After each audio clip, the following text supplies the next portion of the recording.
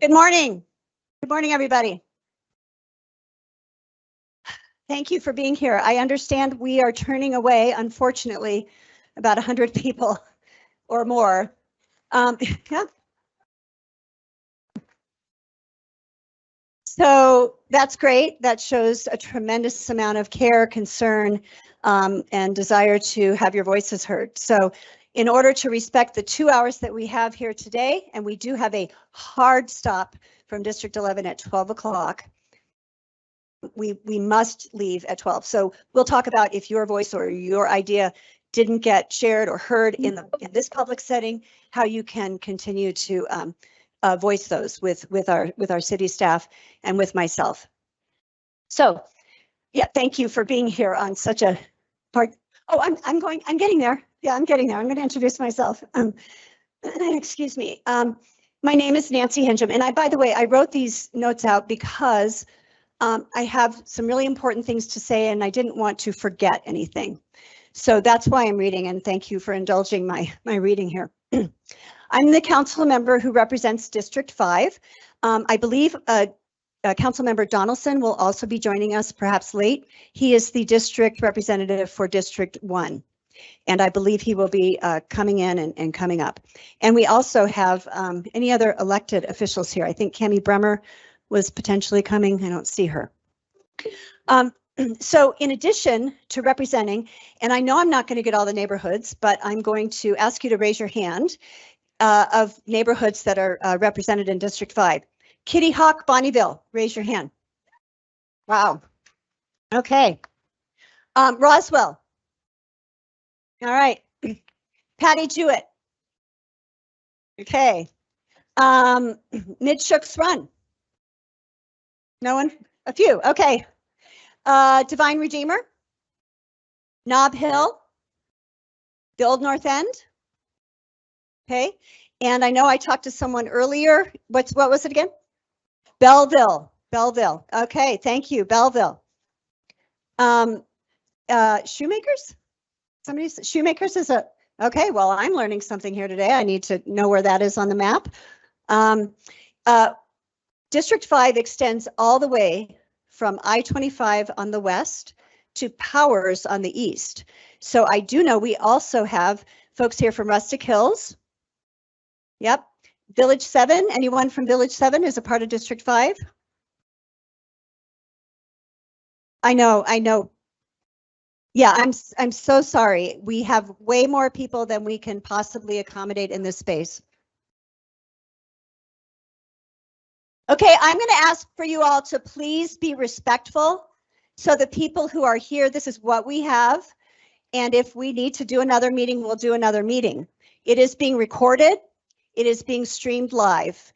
And if you need that information on how to stream that live or get to the recording, you can reach out to Max up here.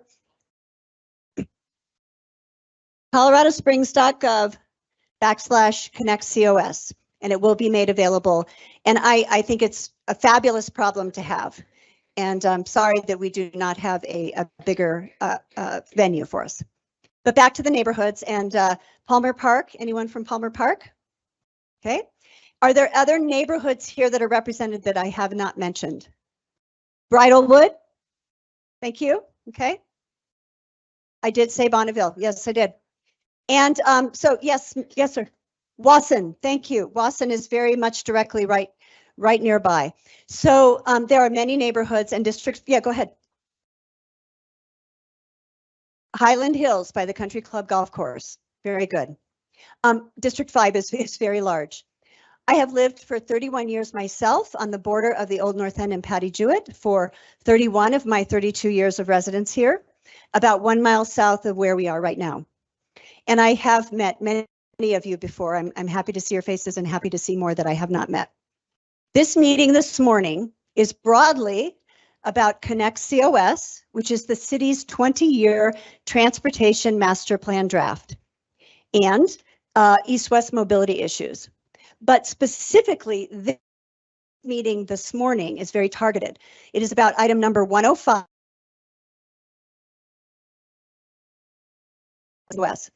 As a study or a project. In the Connect COS master plan, This project 105, you all would know as the Constitution Extension. So why this meeting? Why so many people? I asked Public Works to have this meeting because there's been such a significant amount of interest in this issue, as you can see, and you know full well in your hearts and your energy. It goes back for some 20 years. City Council keeps track of the issues for which we receive communications. In 2022, the only issue that City Council was contacted on more than this one, more than Constitution, was the replacement of Richard Scorman's seat in District 3. As many of you know, that was this was originally proposed to be part of PPRTA 3 just this last summer, and are really wondering how the heck did it get back on. It was striking, to say the least. So, as was true for PPRTA, Connect COS will be voted on as an ordinance, and that's the entire 160 studies and projects and the long-range master plan. This is simply one of them. Public Works will be sharing more about the remaining process at the very end of our meeting today, so you can learn how to stay engaged if you don't already know. Since I was elected, I have been working to bring together our Public Works and other department staff with some of the very, very well-organized neighborhood organizations to build communication, collaboration, trust, and to come to agreement on issues before they come to City Council for a vote. These meetings have included, over the past year plus, the Historic Neighborhood Partnership. If Diane Bridges is here, would you raise your hand? She's way in the back, standing by the Kono sign. Raise your hand again, please, Diane. She and members of the Old North End and other neighborhood organizations have been meeting regularly with Public Works.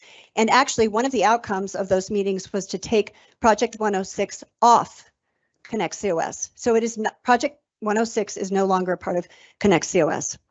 And they'll explain what that means. Let's see. So this town hall is the next step in hearing from the public on this matter. And if you're interested in how to be engaged in a forum like this, or actually smaller meetings like the one I just referenced that are really important to your neighborhood, I invite you to check in with Kono, who is here. We have in the back, Keith, raise your hand. Is Sarah here? Okay, Keith represents Kono, the Organization of Neighborhoods, and they have been working to help educate neighborhood members and neighborhood organizations about how to stay engaged and involved on all of the issues that affect your neighborhoods. So if you're interested in learning how to do that, stop by before you leave and talk with Keith. You might have to do it outside. If it's after 12, we're going to have to leave the building. So public engagement, listening, learning, curiosity, trust, and respect are some of the core values I strive to embody in my leadership as an elected representative. We will never agree on a single solution to the many challenges we face as neighborhoods and as a city. In fact, complex challenges like the one that we're facing, this one, don't have a single perfect solution. That, my friends, is a part of the messiness and the beauty of democracy, and in particular in local government. And local government, where you can be much more directly a part of the process, is very important. Now, I want to give you an example of the back-to-back emails I received in my inbox, actually really way back since the summer, but more recently, just a couple of days ago, back-to-back, one email, an excerpt. Please stop the expansion of Constitution. It will be detrimental to our neighborhoods and the many families that utilize and live in and around this area. We already have a road that does what you want. It is Fillmore. Add your lanes to that.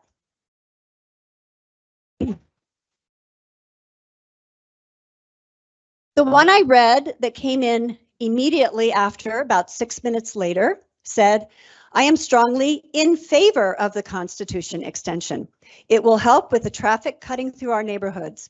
In Bonnieville, LaSalle and Magellan host hundreds of cars daily cutting from T-Gap to Nevada. My guess is that most of us fall into some general grouping. Some of you might be furious. Some of you might be curious. Some of us are very skeptical, and some of us are open. For me, I'm here to listen to your questions, to your comments, to your ideas. I'm also here to listen to the Public Works Department to understand their perspective. I asked them to be here today to share with you their current thinking about why they feel this study is valuable and worthy of our consideration. I'm hoping for an honest and respectful exchange that will help to inform my vote when Connect COS comes before the City Council. From the city, I have also invited Peter Wysocki. Stand up, Peter. He's the Director of Planning. And the reason that I invited Peter to join us is because city planning belongs with transportation planning. Transportation planning is and needs to be a part of our broader city planning. Transportation might act, as you will, like the veins to the body, cannot be ignored and should not stand alone. Each aspect is interdependent, one impacts the other. While Peter isn't presenting, he will be listening and able to address questions that might come under the purview of larger city planning.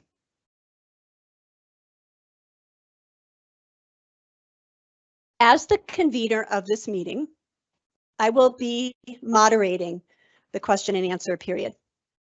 Public Works has created a short presentation for us to give you some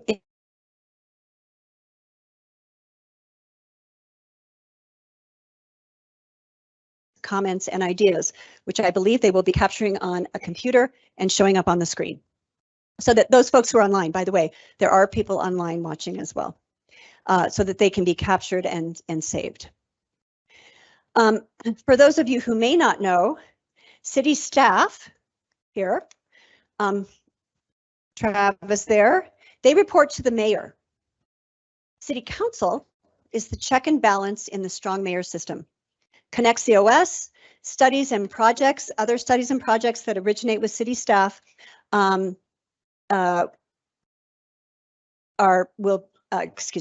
studies and projects originate with city staff. City council votes to adopt per ordinance. City staff department collectively have over 3,000 employees. City council has 7 staff for 9 council members, 2 of whom are here today. Sam Friedman, are you Sam? And Alex Ryden, who is, I think, probably in the back and not in the room. They both serve us in City Council extremely well. And I'm sure many of you have been in contact, especially with Sam, who's our constituent services specialist. Alex does our communications. So logistics. I did not ask this of anybody beforehand, and the restrooms are to the left. Men's is at the table. Okay. We do have an absolute hard stop at noon, but the end of this meeting is not the end of the process. We may not have time to hear everyone's voice who would like to speak this morning, which is a good reason for, if you do come up, you stay within your time limit so that we give everybody who wants to speak a chance to be heard. I will continue to be available via email and phone, and will endeavor to keep those interested of when this comes to council and how to participate in those meetings as well. I copy on most of my emails related to this issue Connect COS, which goes to the Public Works staff on my communications, and so that they will probably let you know how to stay in contact as well when they speak. Sam and Alex have been capturing names of people who want to speak, and I'll run the question and answer period when we get to that point. I'm not going to waste any more time to do something I was imagining doing, but I would just, instead of having a conversation with the person next to you about this, I would just like for you all to think about one thing today that you're grateful for. What is something that you appreciate in your life, in your city, in your neighborhood, in the world? Just bring some gratitude into your heart, and that we can all be here today to listen to each other. So with that, I would like to turn it over and introduce Travis Easton, who is very respected head of Public Works for the city of Colorado Springs. Thank you, Nancy. Again, my name is Travis Easton. I'm the Director of Public Works. Transportation is one of the many facets of Public Works. That's why I'm here before you today. We do only have 2 hours, so I want to leave most of all that time to you all to answer questions for you and share. You can share your ideas, concerns, and whatnot. Before we do that, though, I just wanted to take a moment and level set, provide a base level of understanding. Notice I said understanding, not asking for any agreement or anything like that. As Nancy mentioned, there are obviously people on both sides of the issue. We just want to take some time today to, again, get an understanding on where everybody is at. I'm going to clarify some information, then I'll turn over to some gentlemen who are more involved in the day-to-day details that can really better answer your questions. So real quickly, obviously everybody knows east-west mobility is an issue. It's been an issue for decades. That's largely because there is not a lot of infrastructure going east to west. The roads that are there are at capacity, demand is increased, and there's little room to expand a lot of those roads that are there. We started our transportation master plan, Connects OS, 3 years or so ago, give or take. One of the recurring themes in that was from people that east-west reliability was an issue, accidents were an issue, the congestion, and they were tired of dealing with it. So that's been a recurring theme throughout our stakeholder meetings. Again, I realize not everybody's on that same page, but there are members in the community that do feel that way. Certainly there is an option to expand Fillmore. We could look at Uinta. We could look at those things. And I think it's prudent to do so. It's also prudent to look and see, is extending Constitution a feasible option as well? It may or may not be. I was talking to a gentleman before this meeting. In order to do that, one of the things we're contemplating would be that this extension would not intersect it would not intersect any north-south roadways. It would just go through those. That would obviously lessen traffic through a lot of your neighborhoods. To what degree? I don't know. But I'll tell you what, those structures and bridges would be expensive. We do a feasibility study to see if it makes sense. It may or may not make sense. The benefit in congestion may be there, it may not. You know, we just don't know. We don't know the answers to those questions. The best option may be a do nothing option. But I think we as a community need to come to that realization that the best option is do nothing. Let's leave it. What I don't want to do is have people 20 years from now to deal with the same thing. You know, 20 years ago it was brought up and it was pretty much kicked down the road. And so we're dealing with it today. So I'd rather just put it to bed as a community, whether it makes sense or not. And we can, again, that'd be part of a feasibility study. Before I invite these folks up, I do want to just clear up some misinformation. I guess a gentleman came to our office a couple weeks ago wanting to go through the plans, see which houses were going to be impacted. There are no plans. We have no plans. We have a yellow line drawn on a map, I think, for folks. That'll be a part of your presentation. Until we do a feasibility study, there would be no plans. Obviously, with the feasibility study, we would do some conceptual layouts to see, again, what would the impacts be. There would be no change anticipated to the Constitution section that's already there today. So east of, say, Union, there would be no change to that. I mentioned what's being contemplated as a road that does not connect to any other north-south streets in this extension. Again, I think that would remove some traffic from neighborhoods, but until we do a feasibility study, we wouldn't know how much of an impact that really is. It may be negligible. There are no plans to demolish any homes or schools. That would be looked at through a feasibility study as well. Obviously, if that was shown to be the case, that'd be a red flag as well that we would need to consider. When might a study take place? This question may be on your handout. I don't know for sure. There is no timeline. There's no funding identified. There's no timeline. This would likely be funded by the general fund, which is year to year. That would need to go through the mayor and council to do. So until there's any funding identified, there is no timeline for this study. The last thing, and I think it's a really great question, and Nancy touched on it briefly, but the really great question is, you know, I thought we addressed this last year with PPRTA and put the issue to bed. Why are we looking at it again 6 months later? Great question. The answer is a bit circuitous. I'm going to go through it. It started really, I'll say 6 or 7 years ago, and I'm looking at Peter because Peter and I were in the mayor's office, and Peter was talking about the need for a master plan for the city. That is Plan COS that was started, 5 years ago, 6 years ago, give or take. The master plan for the city was to determine where are people living, where are they going to be working, how is the city physically going to develop over the next 2 decades.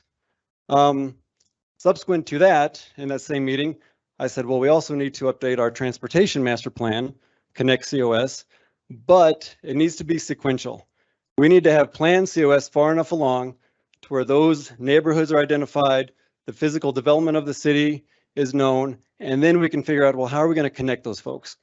What are the modes that they're going to travel? How are we going to connect those folks? And so there was a sequential order with which that was done. Also in the mix was the PPRTA ballot measure, which went to the voters last November. So we knew we had to get Plan COS started before we could start Connect COS.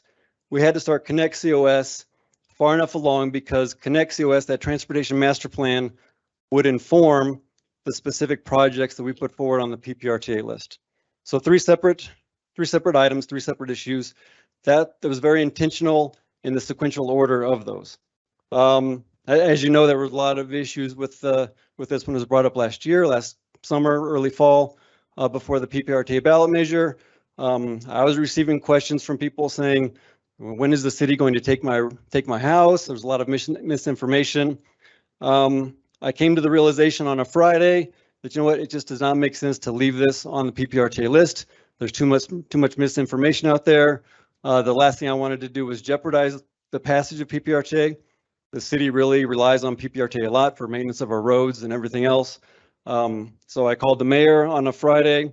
I called city council members that represent PPRTA on a Saturday, and we all agreed it's best just to remove it from the PPRTA list. However, that doesn't mean that the liability itself goes away. As part of transportation master planning and Connect COS, the liability is still needing to be addressed. And as I was driving here today, I was trying to think, what's a good analogy to describe that? And so, look at it as though you're buying a house, and before you buy the house, you have an inspector come in, says, you know what, you need a new water heater, you need new carpet on the main level, and new windows upstairs. And you say, okay, well, go back to the seller, and the seller says, we'll do the water heater and the carpet.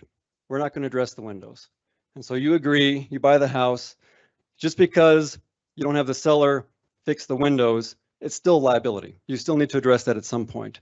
And so I don't know if that analogy helps or not, but that's really why the issue is still here. Although it's not on the PPRTA list, it's still an issue that we need to solve as a community. And the last thing I want, before I hand it off to these gentlemen, I think Nancy mentioned Platt in your remarks. I'd really like to draw some parallels to the Platt Avenue corridor study. You may have been a part of those meetings as well. That study started a couple of years ago, give or take. That was part of the PPRTA 2 list of projects. It was a study to determine what's feasible on Platt. And so we started that study a couple of years ago. We're just wrapping it up now. Through a lot of community involvement, a lot of stakeholder involvement, a lot of meetings. Really, the citizens helped shape what those alternatives should be, what should be looked at, and what the end result should be. And really, the end result on that is going to be leaning towards the do nothing option because of community involvement, because of participation, because of costs, all those things I mentioned earlier that need to be looked at in a feasibility study. What you're going to see on the Platt corridor study is really leaning towards a do nothing option, but we're arriving at it as a community. And we're addressing that, and we're going to put that to bed and say, really, as a community, it doesn't make sense to have these transformational changes that were brought up as alternatives. And so I wanted to draw a parallel with that because there are a lot of parallels between that Platt corridor study and this study today. So with that, I'm going to turn it over to Ted and Tim. I'll certainly be here to answer any questions as well, but they can really answer more detailed questions for you. Thank you, Travis. Can everybody hear me okay in the back there? All right, thank you. First of all, thank you so much for taking the time out to come out today. It's a Saturday, and I know it takes extra effort to come out to a meeting like this, and it's very much appreciated. And as a result of that, I want you to know that we're here to listen. We're here to listen. I ask that you do the same. There's one thing I want you to, because I'm about to say something very important. I heard somebody online had said that they're selling their house because of this study, what they've heard.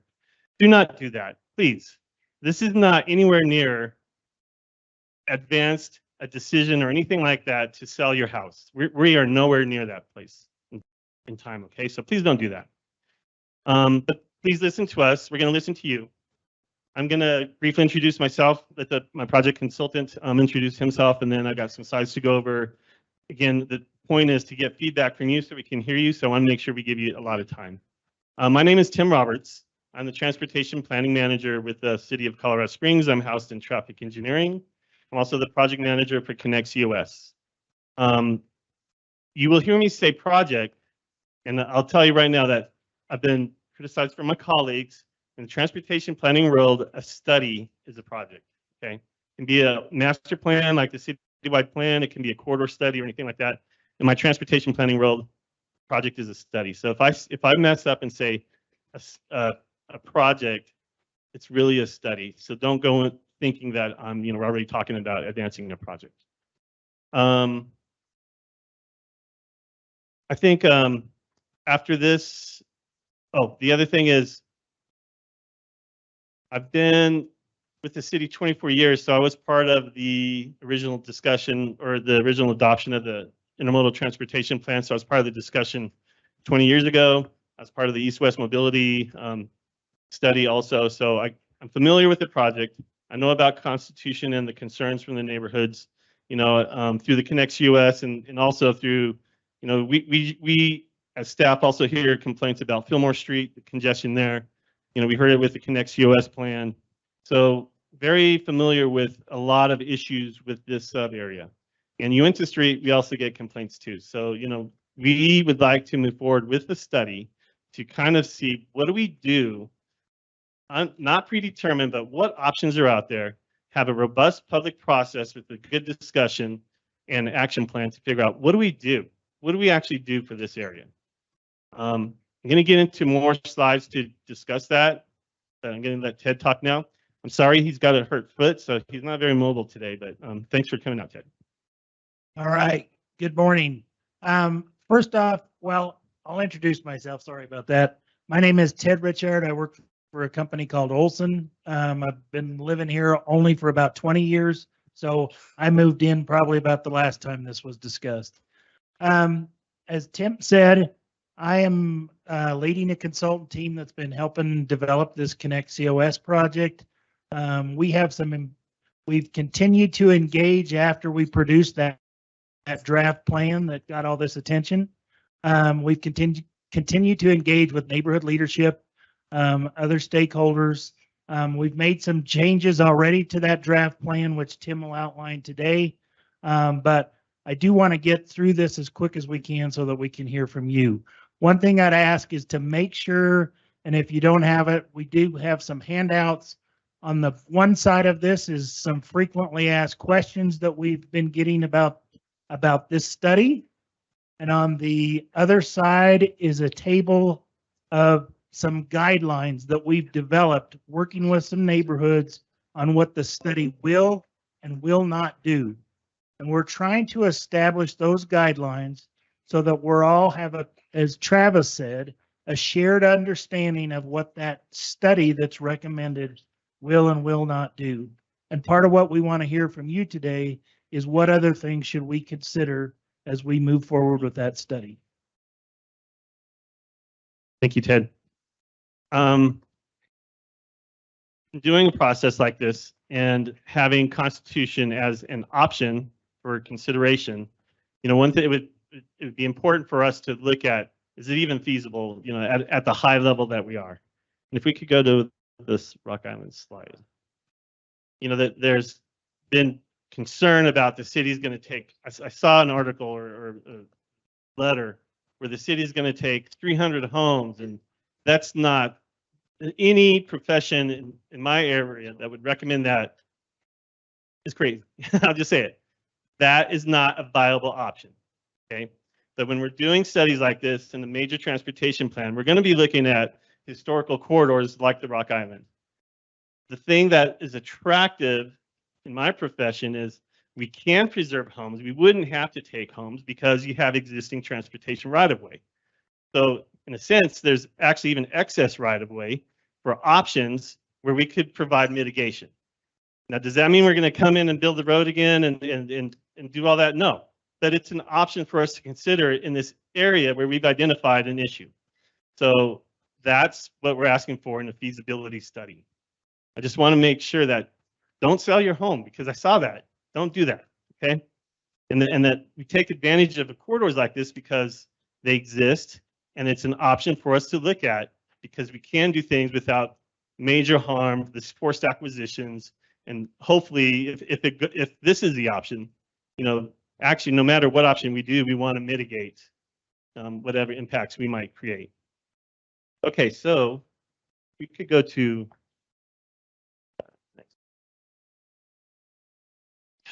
Nancy mentioned that we've already met with some neighborhoods, and we've been listening, and actually we got a lot of good community feedback. I'm sure a lot of you have commented on the study, and what we've done is we've heard you, and I'm guilty of this. You know, sometimes as long-range planner, we think, okay, well, we're developing this unconstrained project list. Well, what if Constitution is the option? Well, then we should put in, you know, we have the feasibility study. Well, is it an option? Well, yes, let's study it. And then, well, what if it's the recommended approval or the approach? Well, then we should have a project to do preliminary design and advance it, right? And that's wrong, because now we're putting the cart before the horse, and it looked like it was predetermined, right?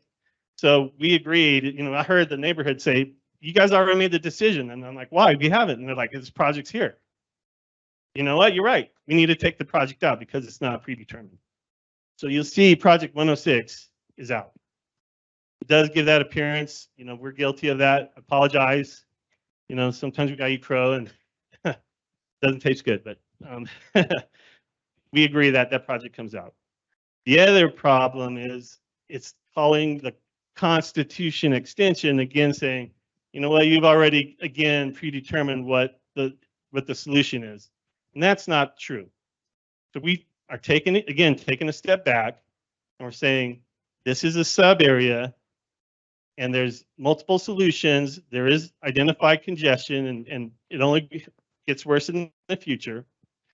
We know that the Constitution already intersects Paseo, and you're already getting out of neighborhood traffic going through your neighborhood to get to downtown, I-25, and vice versa, right?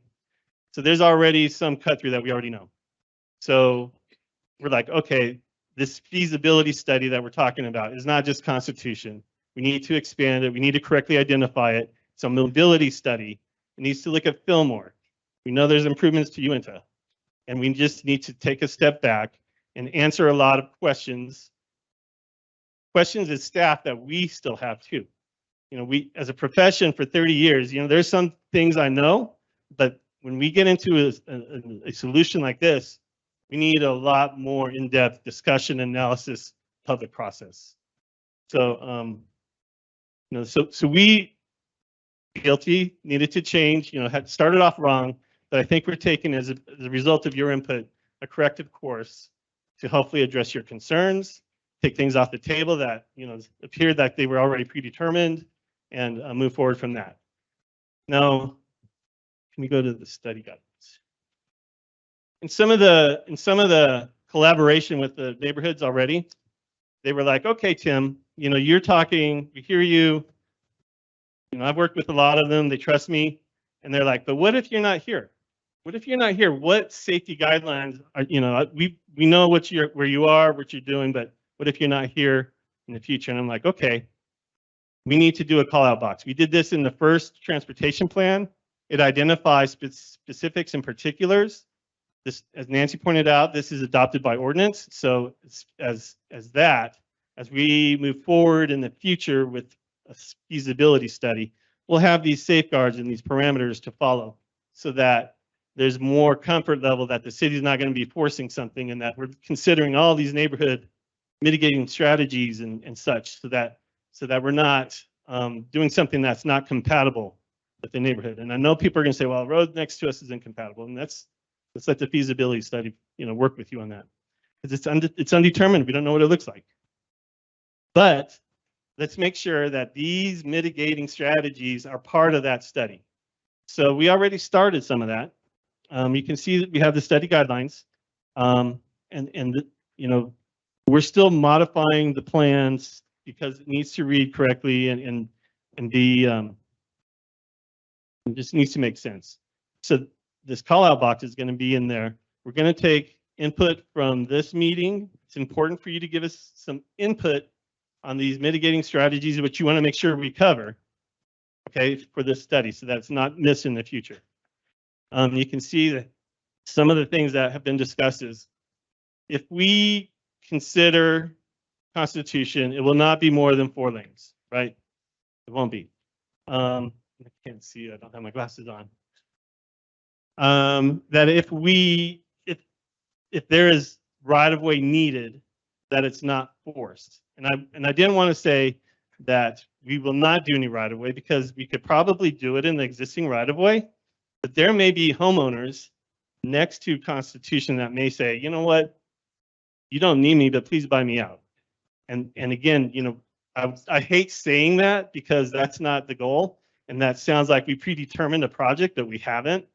But I'm trying to describe why we've kind of put some of this language in this guidelines because it's not forced. Okay.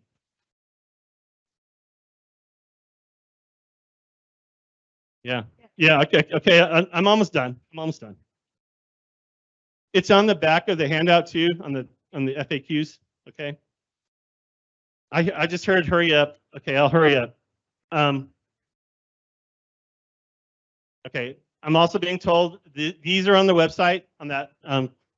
They will be by Monday on the Connect COS project website, along with the video of this presentation of today's town hall meeting. So for those people who aren't here and might hear word of mouth, and I'm sorry you have to watch it. Apologies from the city staff, but please go to coloradosprings.gov/Connect COS. I think I've talked enough. You're right. They're going to give it to Nancy, and she's going to facilitate questions. We're here to answer if we can. Great. So we have about 35 or so people who have signed up. With that, I see a hand in the back. Go ahead. I can't do this popcorn style, but you want to sign up. Okay. Sam will come back with a clipboard.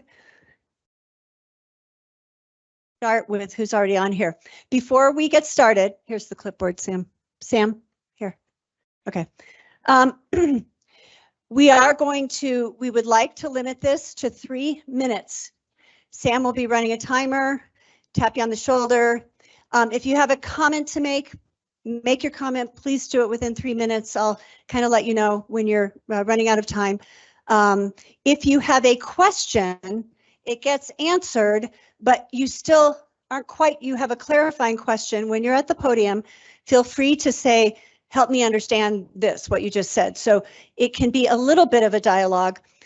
If you have something to say that was said just the person before you, and you still feel passionate, you want to say it, of course you can. If you feel like it's been said well, please pass and allow the next person to speak so that we can get as many voices into the room as possible. And please, please, please be respectful.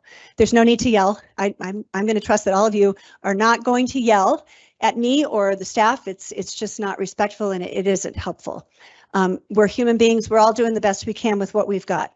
So with that, and ideas also. Yes, sir. Okay, I'm sorry, I can't hear you. I just got to go with my process, sir. I'm sorry. I want to get to the process. Yes, I will give people a heads up. Yes, thank you for that. Yes.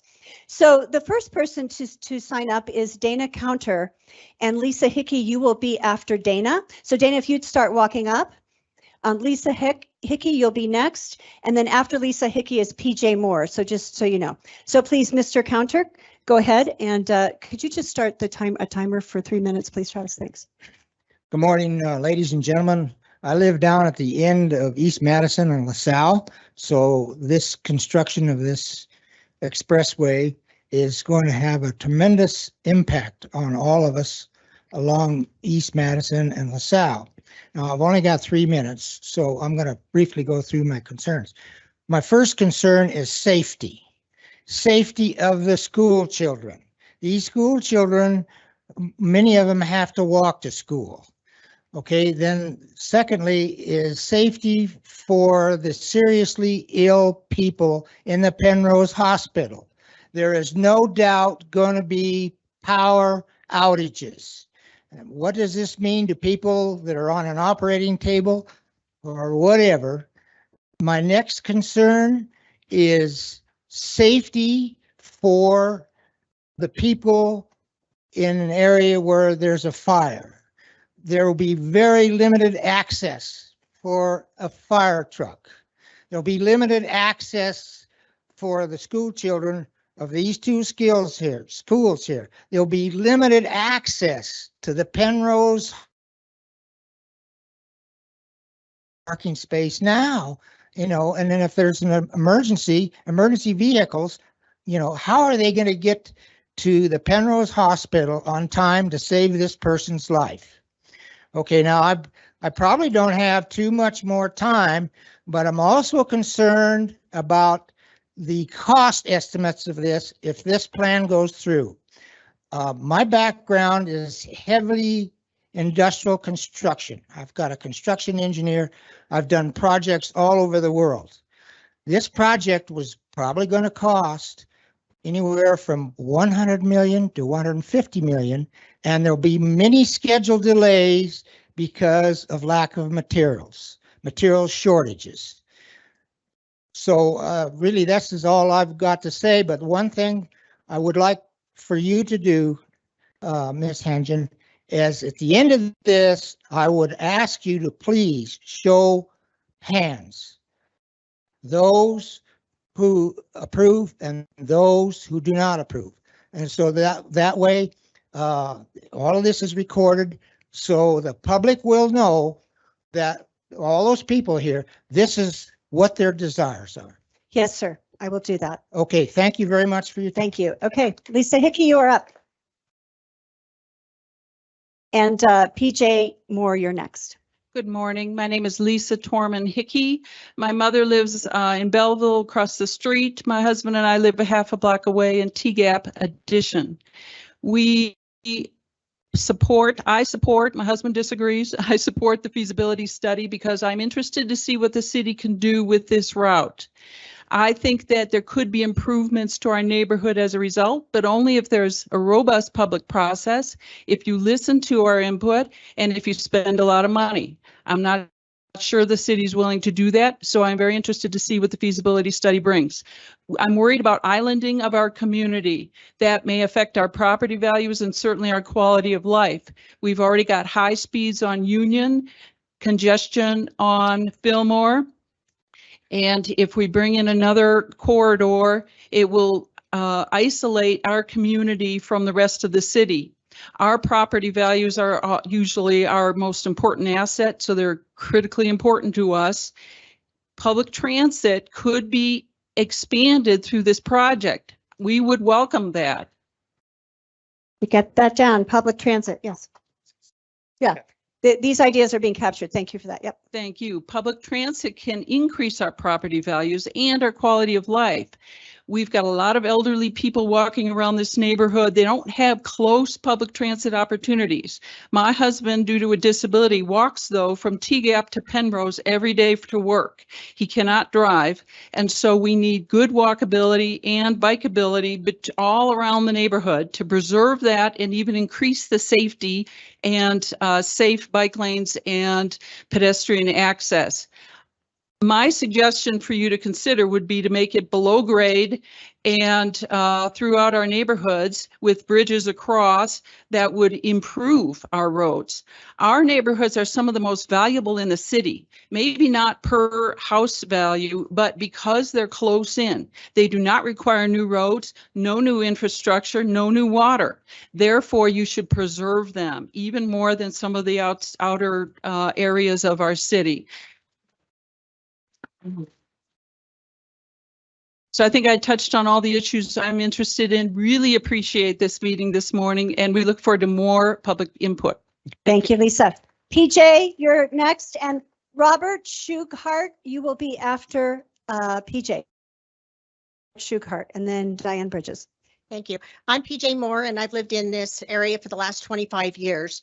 And I like the uniqueness of how quiet it is, but we also have a unique neighborhood in the area of having anywhere from bungalows to mansions, which is one of the very few cities around that has that. And I really believe that this project will drastically affect the quality of the life of the people who live here, and the increase of noise, pollution, safety hazards. I know that you're always looking, and I was around and living in the neighborhood 20 years ago when this was first brought up. And I think that you have other alternatives, and you could have 20 years ago made other alternatives besides coming back to this table again. And you do have a corridor going from Woodman all the way out to 24. You have Martin Luther King going out to Powers and then out to 24. So I don't think that this is really something that our neighborhoods need. And we do have a diverse of people that live in these neighborhoods that it would drastically affect. And I know that some people will have the road very close to them. So what are you going to do? Put up one of those walls that you have out on 25 to help block the noise? I'm totally against it. Thank you very much, PJ. Robert Shughart. Robert Shughart, and then Diane Bridges, and then Lisa Mason. My name is Bob Shughart, and I've lived in Colorado Springs since 1989. And I'm quite familiar with this beautiful group of neighborhoods in this area. And obviously, there has to be funding for this project if it's approved and when it's approved, if it ever is approved. There are far too many other issues in the city of Colorado Springs to resolve that need attention. An example, crime, police, fire, safety, existing infrastructure that needs attention. Please take care of those first before resurrecting a dream project, okay? And lastly, I'll conclude, and I'll be well less than 3 minutes. And just a thought for the city leadership, maybe it's time to seriously consider growth management and having a charter that defines strategic policies of growth management for Colorado Springs. Thank you. Thank you for your time. Yes, and I'm going to comment on that and say that right now City Council is in the middle of voting on an ordinance for water, making sure we have enough water for the city. That is a management tactic. And I agree with you, sir. We need to be doing that. Thank you. Diane Bridges, please. And then after Diane is Lisa Mason.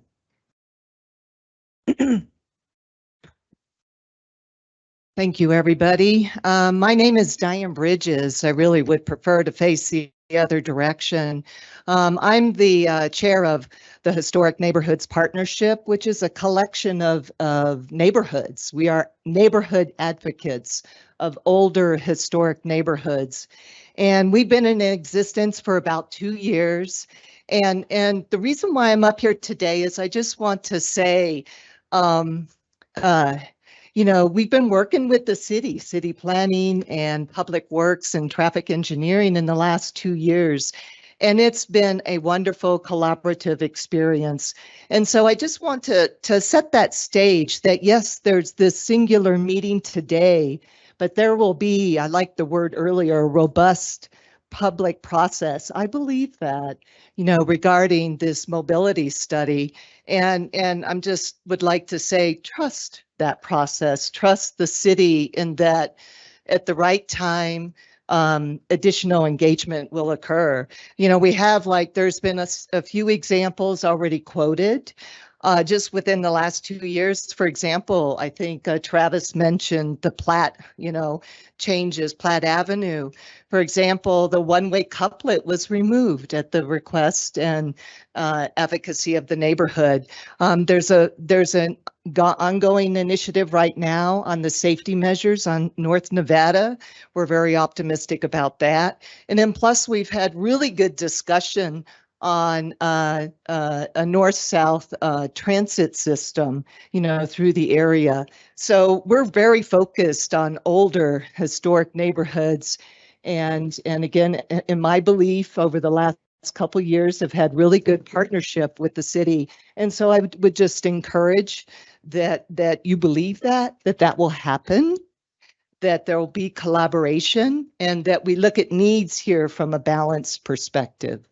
Thank you. Thank you very much, Diane. And Diane, I would ask, because I did tell a few people about you that you would be here and said you would be a good person to talk to. Would you maybe, as we end, kind of just stand somewhere and be available for folks? Thank you. Lisa Mason, and then Jess Kruckberg, you're next. And after that, Tom Hartig. Lisa Mason, I live at 2521 North Corona, 2 doors away from the Rock Island Trail. And I'm not infectious. I am 3 weeks post-op and open heart surgery. They split open my sternum. I'm a little bit miffed about this whole thing, but that's why I'm here, is because of my passion about this. I was at the council meeting in June talking about this. I should have just taken a tape recorder and had it played here today, but that tells you my passion about this. Let me weave in a couple things. Delighted to have the comments that we're already having today.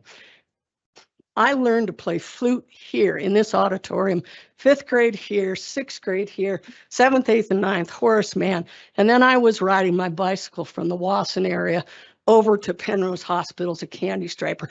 I fell in love with this neighborhood way back then. So when I left Colorado to go to New Mexico for my adult work life for that, parents got older, moved back, called Bobby Price at Platinum Realty and ask her if there was this really passionate lady that said, I want to live in these 2 blocks that are north of the park, and maybe I'll accept the 3 blocks over to Templeton Gap, but that's second choice.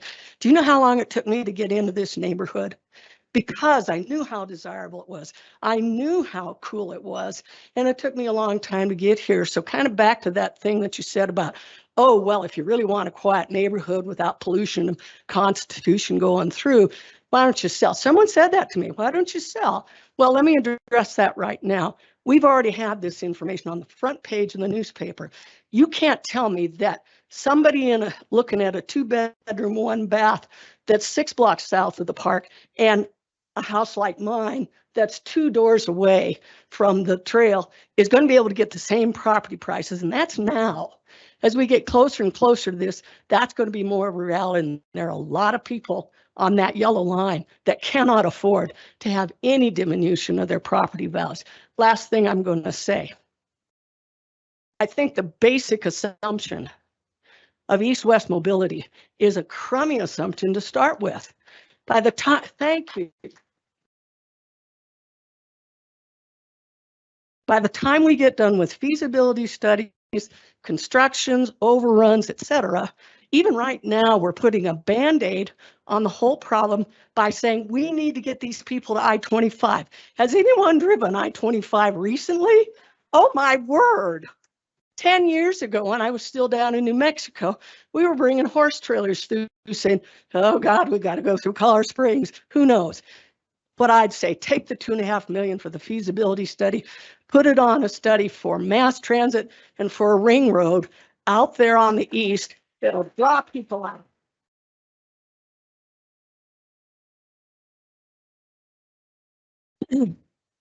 Well done. And after an open heart surgery, wow. Jess, you're next. And then after Jess is Tom Hartig and then Andrea Barker following. That's a tough act to follow. My name is Jess Kruckberg. Thank you, Councilor Henjum, for being here, as well as some of the other city employees that are here speaking to this issue. I also live on that Rock Island Trail line that you have on your on the handed out maps. Oh, you bet. I'm at 406 East LaSalle and just would be kind of directly impacted by such a project like this, no matter what it would look like and no matter when it gets built. I also have, as far as a stakeholder, point of view, I've lived in the neighborhood for about 13 years. I've lived in Colorado Springs since 1989. I also have a kiddo here at this school. I've got one at North Middle School and one over at Palmer, and my wife is also a teacher here. So just as far as being invested, I certainly am. I've worked for the city of Colorado Springs. I'm off right now for 25 years. One of our firefighters. So I'm also a stakeholder in that way. Yeah. And have watched, I think what we're talking about here is it's the growing pain, right, of turning from a town into a city, and where we each stand on seeing the city shift and change and grow. And I certainly have my opinions on that, and some it's good and some it's bad. So I think to your point, sir, about having and to you too, Travis, about running that plat feasibility study, it seems like the money was spent, a little less than $2 million, a good stakeholder process. And it seems like that has kind of landed on not necessarily a do nothing, but on some reasonable accommodations, but not a bunch of lanes and not a bunch of property acquisitions. So it's kind of laid it to rest as an issue. And I've watched this as well come up, for 28 years again and again. So it kind of keeps bubbling back up in and out of city council. So it's coming from staff, right? And it keeps bubbling back up. It would be great to kind of end the discussion. So I guess I'm in support of spending some money and having a feasibility study, as long as other folks have said we have this robust process and input. And I agree with the folks that have come before. They kind of took any wind out of my sails that I was going to say. And I think we do need to trust the process, as evidenced by the fact that we're probably breaking fire code here. Sorry. Don't tell anybody. Sorry, Fire Marshal Lacey.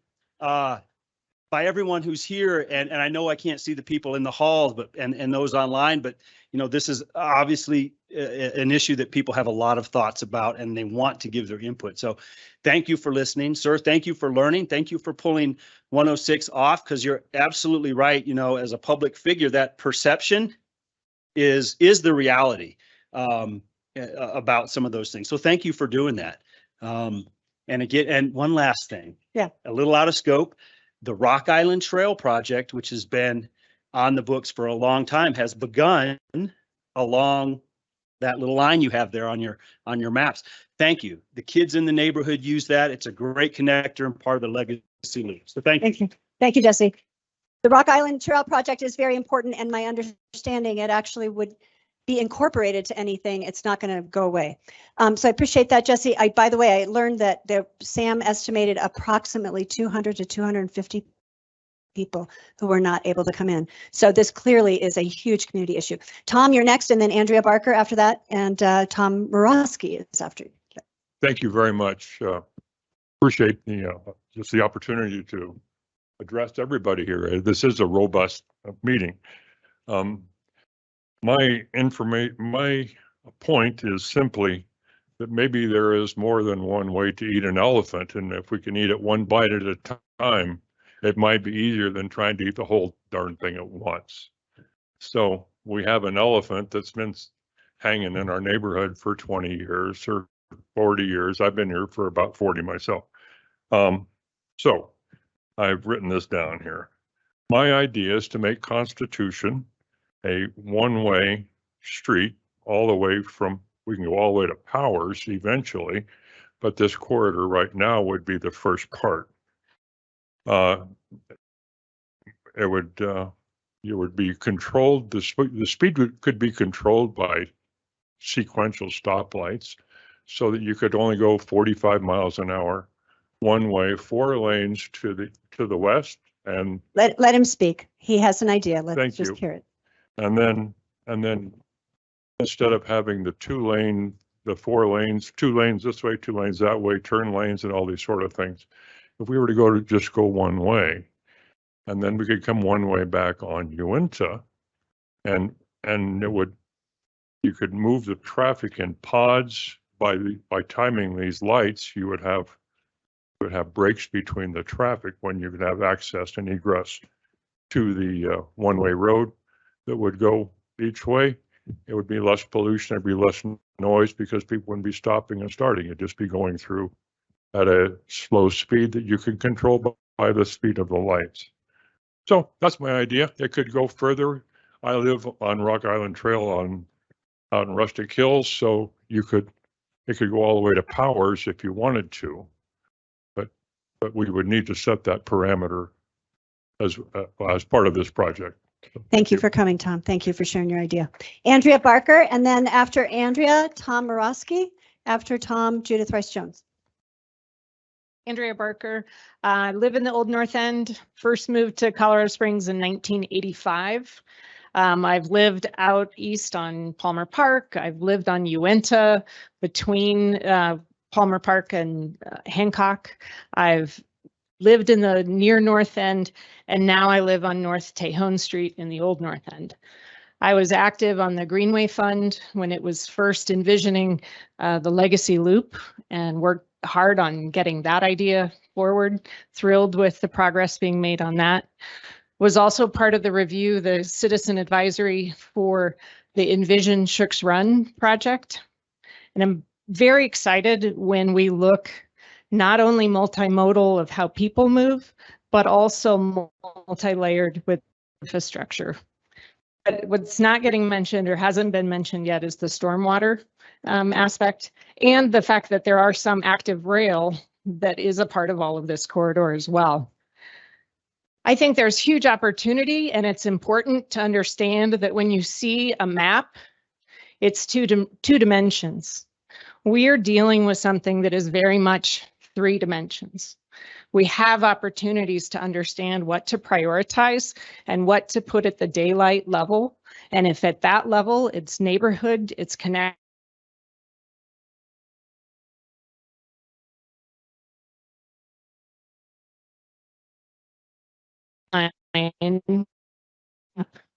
Frequently when going to my mom's. I think it's possible for us to have neighborhood scale of people moving in any modality at the surface level. And if we looked at what I think of a Constitution connector is 1 lane each direction and below grade. If you can solve what's happening with stormwater, and you can do also this roadway connector, it's great. When you're on the west side of what this map is showing, we're actually into city-owned land. That is where the fleet facilities are. That's old industrial places right next to the parking lot. That's kind of the trailhead for Legacy Loop. There's a lot of real estate there to do a lot of the connections that we need to do. The feasibility study is the perfect thing to look at these details and to look at how do we work within a certain significant depth that it respects where the water needs to go, where the people need to go, whether it's kids on bikes, whether it's fat bikes in the snow, whether it's all those different things. That's what we want. I want the city designed for the next 20 years, and I want the 8-year-old and the 80-year-old to find their way safely and to have not the disruptions of neighborhood. This historic corridor is a natural boundary that has space. Thank you, Andrea, very much. Appreciate that. Tom Morosky, then Judith Rice-Jones. After Judith Rice-Jones is Gary Pittman. Thank you. That's what I feel grateful for, the opportunity to speak to you folks. I'm Vice President of the Homeowners Association at 2400. Closer. I'm Vice President of the Homeowners Association at 2400 Wood Avenue, a community of 38 townhomes just west of Penrose Hospital. You'll see it on the maps you have there. It's circled. We get to the scene of the accident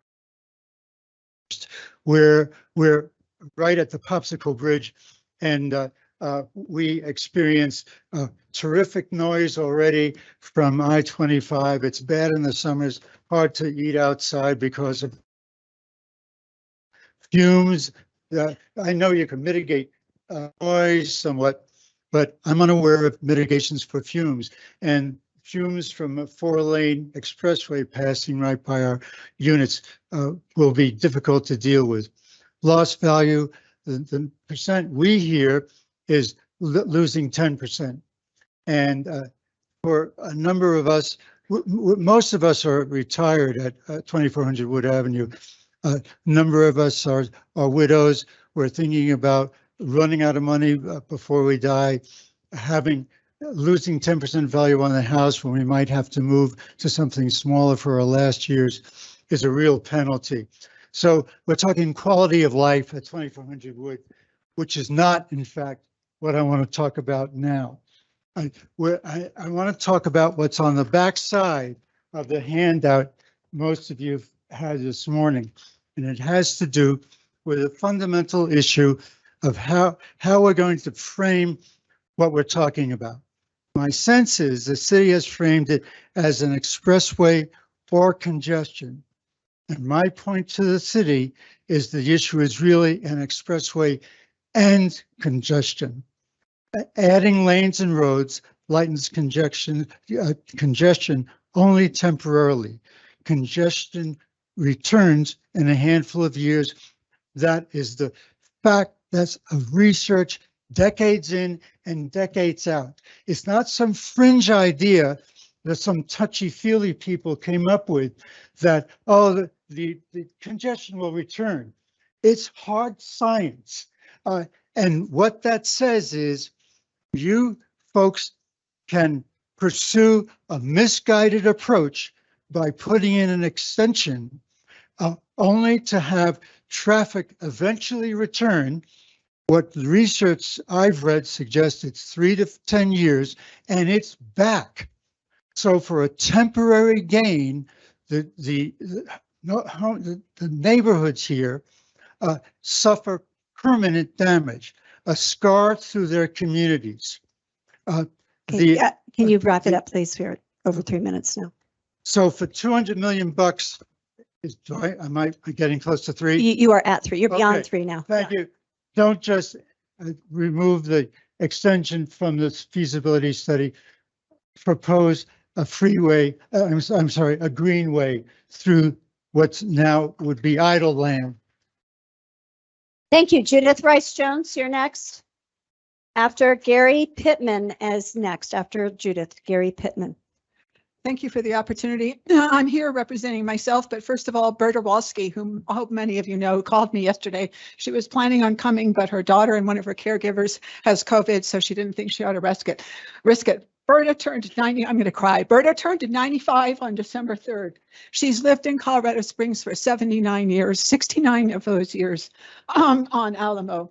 She was one of the defendants in the 1970s when the League of Women Voters sued the city of Colorado Springs, who wanted to take Fontanero across Monument Valley Park and sell off the north part of the park. She was one of the people who successfully won that lawsuit to protect Monument Valley Park. And now we see Monument Valley Park once in the crosshairs. Berta asked me to read an article from the newspaper, which unfortunately I could not find, that was written in 1972 when the Burns Theater came down, about the incredible value of the historic parts of a neighborhood for having a sense of community. And if any of you had not had the opportunity to read John Harner's book called Profiting from the Peak, I encourage you to read it about how we could have a sense of community if we didn't destroy all of the wonderful things that Palmer had proposed and dreamed of, and architects in the past, rather than builders, had constructed. So I invite you to consider that when you consider these things. I also am really disheartened because I've visited last week several times the Trolley Museum, and my neighborhood, I live in Bonneville, so I was hoping some people from the Trolley Museum might be here. But this is a town that was built by railroads. I was at that meeting, and I would like you to do yours homework too. That was 22 or 23 years ago. I'm really glad that Craig Blewett was not killed, because it was the most violent neighborhood meeting I've ever seen.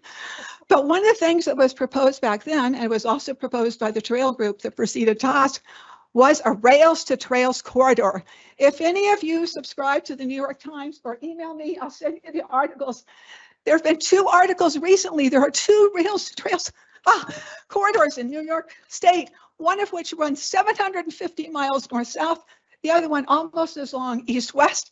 Rails to trails corridors. None of you mentioned the railroad. What is the matter with you? You're in transportation. That is a form of transportation. I'm sorry, I just get so incredibly frustrated, as you can see. I'm a huge supporter of multimodal transportation, of traffic calming.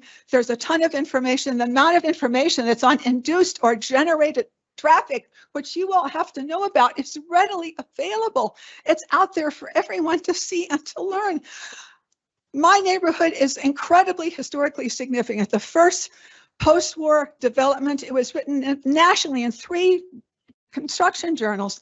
It's really, really important. And it's a beautiful neighborhood where people who live there, a lot of them are I learned when I moved there, buy and die people who moved there and intend to die there. Please don't make it an unpleasant experience for them. Thank you. Thank you, Judith. Judith is a very engaged citizen. Gary Pittman, you're next, then Michael Tozier, I believe, I hope that's how you pronounce it, is after Gary, and then Christy Williams will be after that. Good morning. My name is Gary Pittman. I live 4 blocks east of Union on Constitution in the Bird Streets. Some of the issues have already been raised, but first question is environmental concerns. We talked about noise, air, but one thing that has not been discussed is wildlife. Wildlife has a corridor in these neighborhoods, just as we have Constitution. There is a corridor for wildlife in these neighborhoods. So you have to take that in consideration. What are you going to do? You're going to relocate the wildlife? I don't think so. Secondly, you've touched on eminent domain. Eminent domain, folks, will take place. No question about it. You are going to have to remove some of these properties. Yes, sir, it will. Trust me. And the third thing I would like to address is the traffic pattern. One thing that you have to understand about the traffic pattern of this city, most of your growth is out east. So the people coming across Constitution, they're going to work up and down Nevada and so on. They're not getting to I-25. These are working people coming into the city itself. All the traffic that you're talking about that's going to I-25 is taking Academy and Powers. That's where all your growth and your traffic is not coming to I-25. Believe me, I know this. Fourth, the feasibility study, in my opinion, is not necessary in this area. What I would suggest you do is look at the feasibility studies up and down Powers and Academy and see how that is going to affect, because I know you want to extend Powers to I-25. That's going to take away a lot of this congestion you're talking about. Instead, your feasibility monies should be put into public transportation in the city. And why do I say that? Because, folks, I'm one of your city bus drivers. You were not doing a good job on the proper transportation for this city. We have old buses. We have buses that break down all the time. And you need to put the feasibility study monies into buying new transportation, meaning buses for this city. Thank you.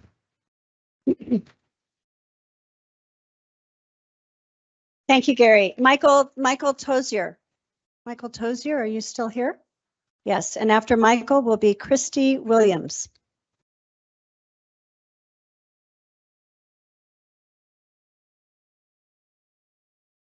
Thank you. My name is Michael Tozier. I've lived here since 1952. Yeah, you're going to have to pull that mic up and get close. Thank you. My name is Michael Tozier. I've lived here since 1952, which is 70 years or so. I've watched the city council for the last 40 45 years, and they say to put our trust in it, and I don't. I have seen the city council ruin things as they go along. Now, since we are having a issue on Constitution, why not put light rail? You have the path. Put in light rail. Forget about tearing everything out. Forget about the roads. Leave the roads the way they are. Put in light rail on the Rock Island line. Also, one thing you didn't mention is that if this will close one elementary school at least, Madison, you are putting a 4-lane major road 100 feet from the front door of Madison Elementary School. That would have to close. You don't have a choice. Madison is, we're at Stratton. Madison, okay, all right, gotcha. Keep going. Okay. Now that you're passing finally a hold on building permits with the water issue, this issue on the highway or on the road is not going to get worse. You're not going to have the water to put more buildings out there to have them come through. Why not put the super slab in? Have it cut off Colorado Springs, due north, and to bypass Colorado Springs and have the roads come in there. This is another way for them to move out of here. I would also suggest a clover leaf at Fillmore, because what we have here is a joke. Thank you. Thank you, sir. Did I call? Okay. Did I call the next person? Oh, Vicki Smith and Christy Williams. Go ahead. Yes. Hello, my name is Christy Williams. I am a lifelong resident of Colorado Springs. I've lived here my whole life. Evidence to my gray hair, that's been a while. I bought in this neighborhood for a reason. It's charming, it's established, it's quiet, and it's near some charming, high-achieving schools. I could have bought out east where the houses are cheaper per square foot, but I didn't. The city says there needs to be more east-west flow, and people are saying it would only be 35 miles per hour, but street racing on Constitution and speed bringing noise and disruption to our neighborhoods. You said there are not a lot of east-west connections, so this means that this east-west connection would be packed, crowded, noisy, and bring lots of pollution and disrupt our neighborhoods, and I'm really concerned about the schools as well. It's not the fault of our historic neighborhoods that the city, for years, decades, has let irresponsible urban sprawl happen out east.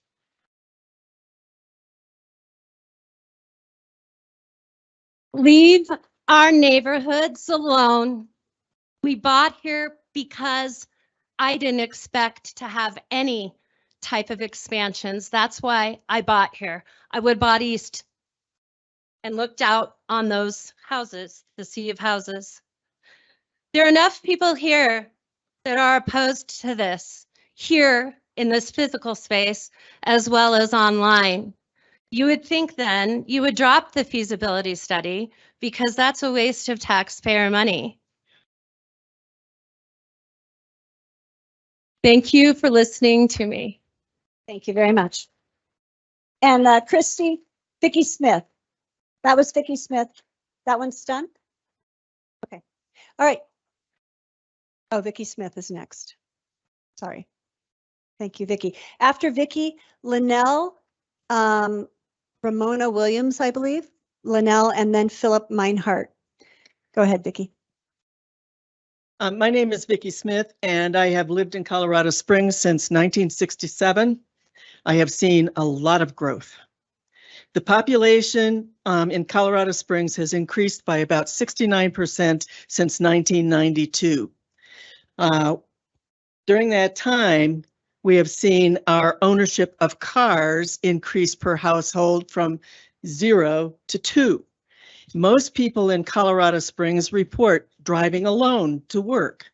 and we wonder why we have traffic congestion. The average commute time is 24 minutes.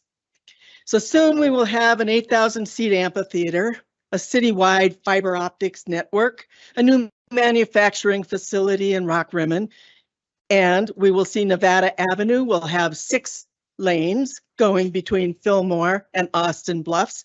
We will see that Fillmore will have 6 lanes between I-25 and Nevada Avenue. We will see more eastern sprawl, and we will see continued infill development. Our city leaders and their developer cohorts think that this growth equalizes or equates to prosperity. In reality, the growth of Colorado Springs is more closely aligned to loss. Loss of clean air, loss of public safety, loss of affordable housing, loss of diversity, loss of natural beauty, loss of our night skies, loss of quietude, loss of quality of life, loss of our streets, loss of our neighborhoods, and our sense of community. Our income is failing to keep up with the cost of living, and our property taxes and utilities are on a constant upswing. But mostly, we have lost our trust and we have lost our voice in this community.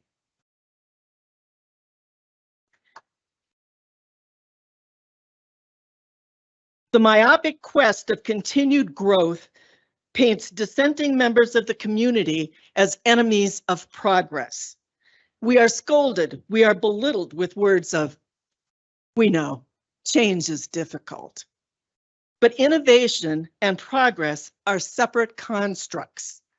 We don't see our losses as progress. Colorado Springs has taken on a medical model of growth and development. And they have taken on a medical model of how to solve and diagnose our issues. We come from a symptoms, not a cause standpoint. Progress is not the single solution of building more roads to ease traffic congestion. Research has proven it, in fact, to be a very poor solution. Progress is not the destruction of our neighborhoods and the loss of our quality of life. Einstein said that insanity is doing the same thing over and over and expecting different results. So we ask that you please end the insanity and look beyond the medical model. If you must spend our hard-earned tax dollars on a study, we urge you to look for innovative ways to resolve traffic congestion. Thank you. And your time is up if you can wrap up. Study the possibility of light rail systems, trolleys, carpooling, toll roads, staggered work schedules, continuous flow intersections, and smart traffic signals. Our neighborhoods are assets, and we shouldn't have to lose them to prosperity. Thank you. Thank you. Thank you very much. Linnell Ramona Williams. And after Linnell is Philip Meinhardt. If you can kind of get ready. After Philip is Art Howells. Linnell. Good morning. Good morning. I have been a resident of Colorado Springs since 1954. Formerly, in my childhood, lived on South Nevada, and that was before the interstate. I know what bad traffic is, and today I live four houses away from Constitution Avenue on Valley Forge. I've owned the house since 1982, and to me, just the thought of more traffic being on Constitution is very maddening. We go to church right across the way here at the Church of Christ on East LaSalle. We have more than 100 members, a lot of them old, have some young, but the idea of making it more difficult for us to go to a place of worship is not a pleasant thing. But the points that a lot of people have made, it's like, why cannot this be put to bed permanently? Because it comes up every few years, and I appreciate the remarks of a lot of people that have made them. But please consider the beauty of our neighborhood. We have houses that are constructed well, that are very old, and a lot of us have put a lot of our life savings into updating them. We have water problems here. We have an area in this area where we're kind of in a dead zone for the police protection. We're between one and another, and there are lots of positive things that could be done before ruining our street, our homes. Thank you very much. Thank you, Linnell. And actually, Philip, just before you, I misspoke. Ann Lucas, and after Ann, Philip, you'll be next.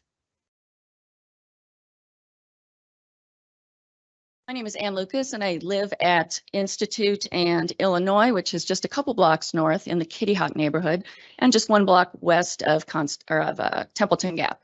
And one of our concerns in this particular neighborhood is where, if you had this plan of extending Constitution to I-25 at Fontanero, current Fontanero, where would the actual prevention of access, I guess, I don't know how to word that. Where would that begin? Would that begin at Union?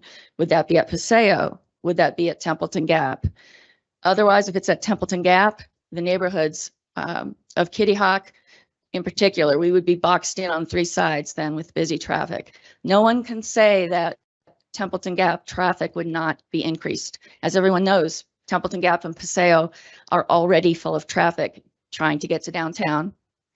How would that be impacted is one of our big questions. What has already been brought up again is the wildlife. Where do you think the deer that currently use the spillway area on the Rock Island Trail area, where do you think those deer will go? How many more car accidents, car versus deer, will we see now, either on Templeton Gap or Union or Fillmore? Remember that the wildlife comes from Palmer Park. My neighborhood probably remembers a couple years ago when a mountain lion walked down Pennsylvania Avenue to get to that spillway, 2:30 in the afternoon. We all thought we were seeing something, it's hallucinating, but it was a actual mountain lion. So again, where do these wildlife go? I do think that part of Colorado living is because of our outdoor activities, is because of our trails, and it is because of our wildlife experiences. I myself am a Colorado native growing up in Douglas County. I lived in Parker when it was a blinking stoplight at Main Street, and there wasn't even a stoplight from Lincoln Avenue to Highway 83. And you can see what happened to that now. That's why my parents moved there for us children to grow up in the 70s in Parker.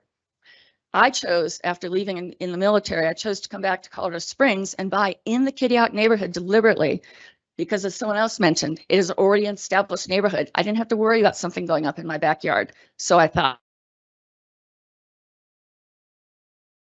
neighborhood close in, because I work in healthcare. I work at multiple hospitals. I can get where I need to go. That was my choice. I could have built out east like anyone else if I wanted to do that drive. But again, I was thinking ahead. I also want to say that when you look at property values, everyone wants their property value maintained. You have to look at the actual population of the people that live close to where this Constitution extension would be.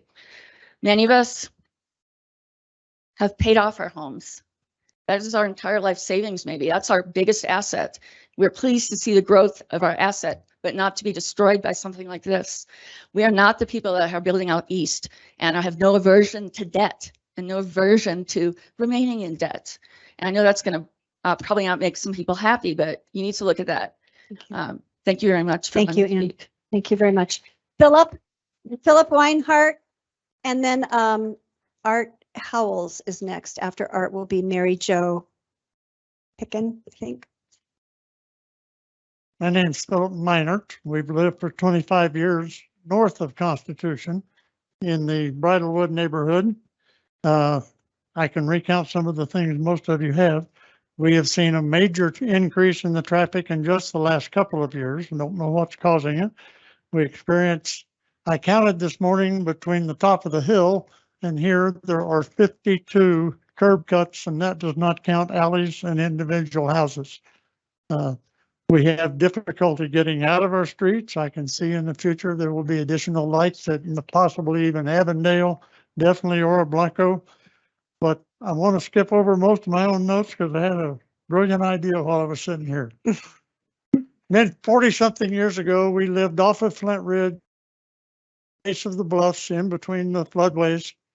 And they, through a city vote, they decided to close Flint Ridge at Union when they rebuilt Union.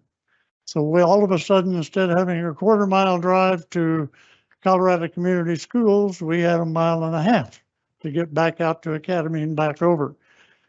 How about cutting Constitution at Paseo entirely? At Union, turn Constitution into a 2-lane, narrow, 20 to 25 mile-an-hour speed street with impediments. Stop it. Do not let it connect to Paseo.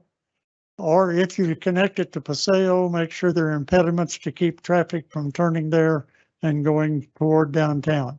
That would reduce the traffic through the neighborhood, push it over to Van Buren, which I know some of you won't like, but it would stop this entire concept of Constitution. They cut Flint Ridge on us by a city vote, reduce property values, increase travel times, but the traffic has accommodated. The neighborhoods have readjusted to getting out to Academy. So I would say cutting Constitution at Union and making it a neighborhood street coming this way. Thank you, sir. So Art is next, and then Ross Williams, you'll be after Art. And Mary Jo, then you will come back after Ross.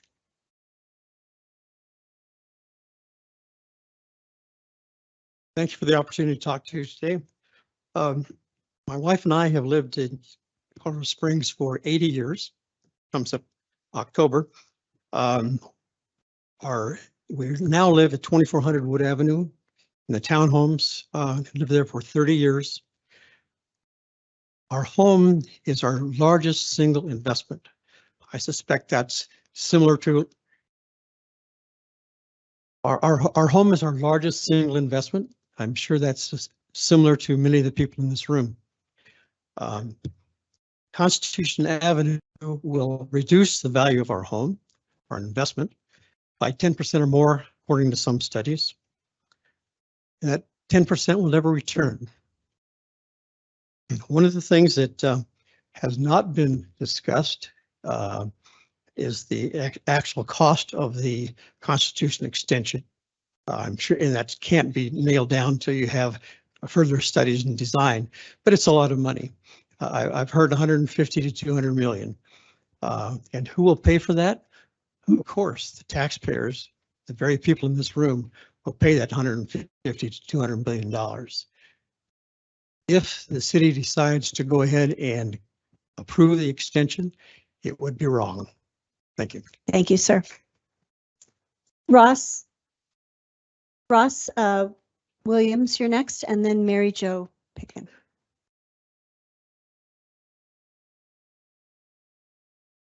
Hello, my name is Ross Williams. I live within eyesight of this a little closer of the school here.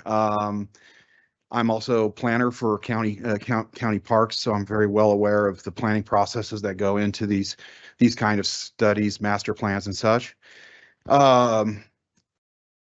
This is a very unique neighborhood. It has a sense of place like no other here in the Springs. It is very safe, secure. We have people walking their dogs, their children to school, everything else. We don't want to lose that. 30 years ago, the city gladly accepted banning Lewis into the city without really much consideration as to how people were going to get there. Powers was built, but it was kind of a dead-end street, both north and south. I think the best east-west solution for transportation is actually a north-south, and that is Powers, Highway 21.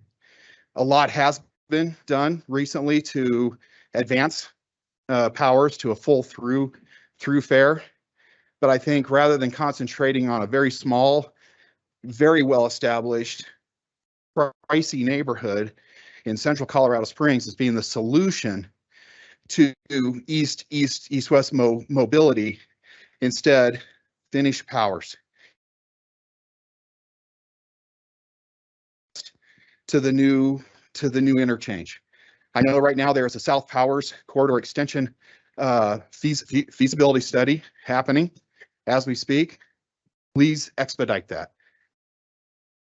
Please finish that extension. Work with CDOT, the state, the feds to be able to get that funding. And I think you'll find out very quickly that that north-south route will in fact ease up on all of your east-west corridors, as has already been studied as part of that study. They'll shown that Fontaine and all those east-west streets down south will have a dramatic decrease in traffic.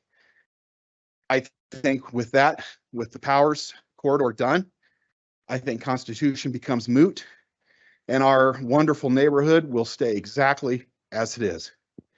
Thank you. Thank you very much. Mary Jo Picken, and after Mary Jo, Morgan Chavez. You're up. After Morgan will be Kathy Sharkey. I'm Mary Jo Pachin. I live on Lafayette Road. Sorry about that. 7 houses up from Constitution. In the Belleville neighborhood, which is not on the maps. That needs to be noted. We're between Union and Paseo. Our streets would be closed off. Our alleys would be closed off if you close it at Union, as you're talking about. I went to kindergarten here in 1955 at Stratton.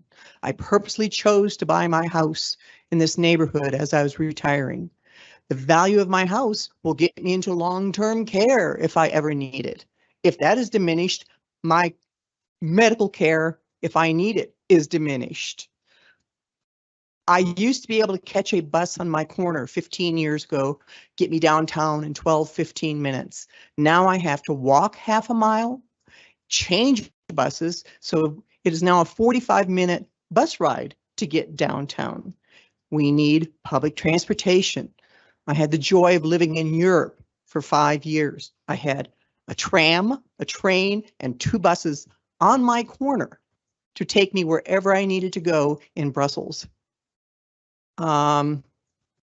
If I'd wanted to live out east, I would have chosen to live out there. The people who live out there chose to live out there.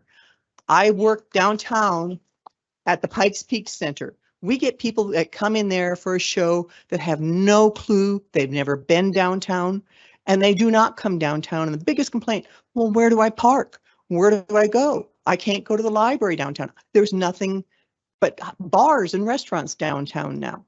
Within our neighborhood, I can walk to 6 different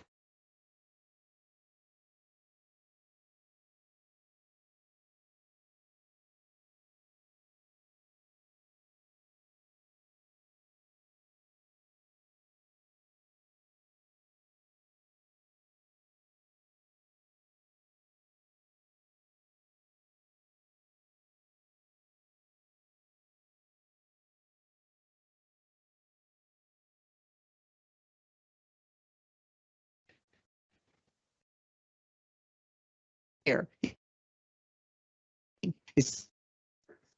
He was being here. I don't know why he is not He here. should have been here. And also, for the last 20 years that I've lived on Lafayette, we've had very little street maintenance. My neighbor's curb has been gone all that time, never fixed. Is it on purpose that they're not fixing the older neighborhoods so that they can say we need to put, people don't care about their neighborhoods, so we can put roads through? Right now, my other neighbor, 7 years ago, somebody came down Constitution from Paseo in 2 blocks, got up to 80 miles an hour, totaled his RV, took out his fence and his stone wall in his backyard. So there needs to be speed control if they're going to do it. It's a stupid. Thank you, Mary Jo. Pachin, I'm sorry I mispronounced your name. Morgan Chavez. 2 seats just opened up in the front. If people are wanting to sit down, there are 2 seats up here.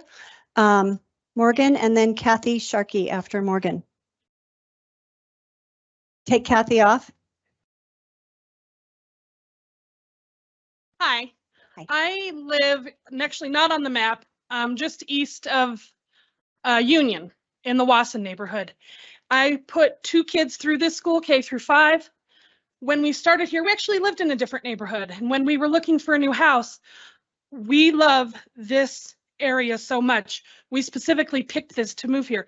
I put 2 kids through here, and one's at Mann, one's at Palmer.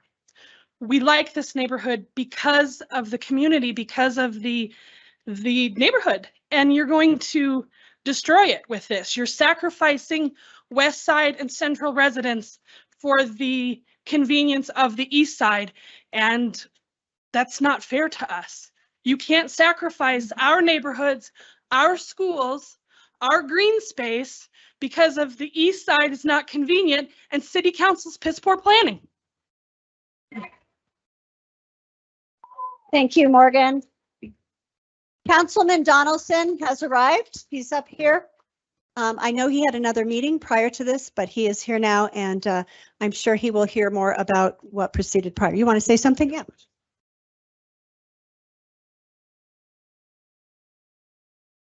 We'll extend it by my 1 minute.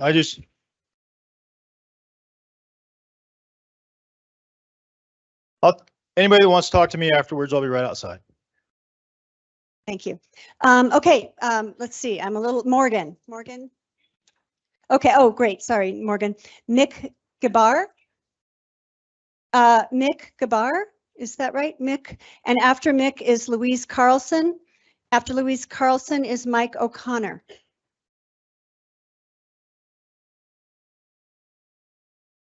Thank you, city officials and my neighbors. I'm thankful for the opportunity to talk to you. What I'd like to say is I don't think that our problem in the city with regard to traffic congestion is an infrastructure problem. We're focused on the wrong thing. Let me say this. My wife and I moved here 12 years ago. I have an Air Force career behind me. We moved some 20 times in the Air Force. So we've lived in 20 different communities. And there is nothing new here in Colorado with regard to traffic problems. These are universal in the United States, and solutions are everywhere. But to focus on infrastructure as a primary solution or first step solution to solving the movement of people and things from one side of the city to another doesn't necessarily prove anything, nor are they necessarily productive. I think that the Constitution extension will not be successful. I don't see any long-term benefit from doing that, as has been stated here before. When we do that and spend that kind of money on something and make that type of a commitment to speed up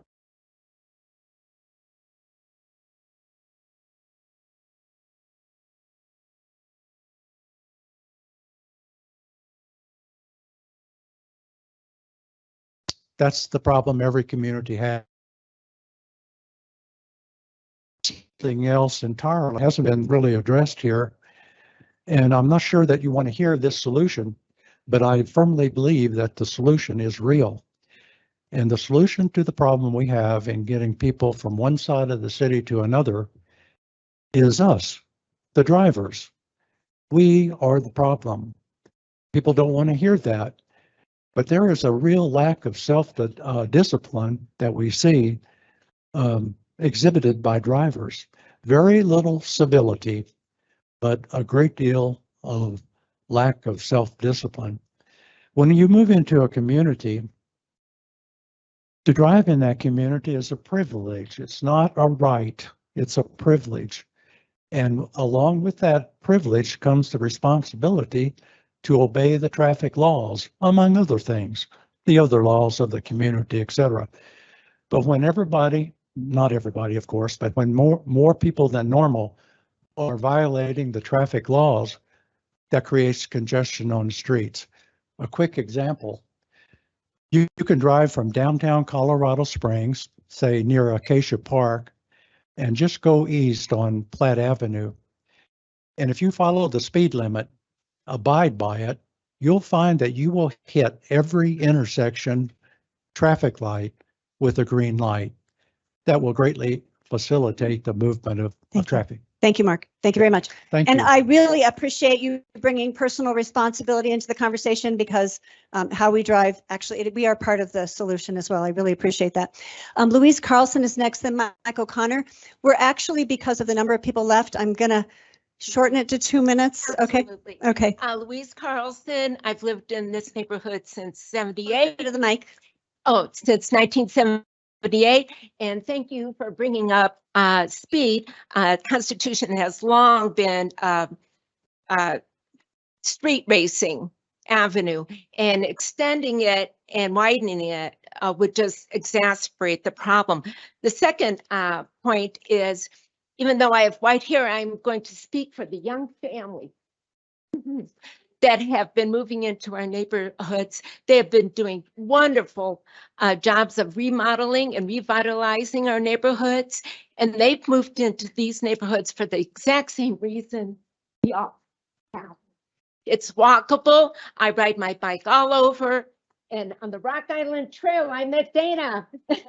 He's got cool cars. And so I probably know a lot of you because I keep talking to the microphone, please. Because I walk and bike, and that's the kind of neighborhood we want. Thank you very much. Okay, Mike O'Connor, and then James Wilhite. You're up after Mark. I'm Mike Luke. Mike, sorry. Yes. Off of Mead Avenue, Mead and Constitution there. And one of the things that a few months ago, when this was addressed, the council tabled it.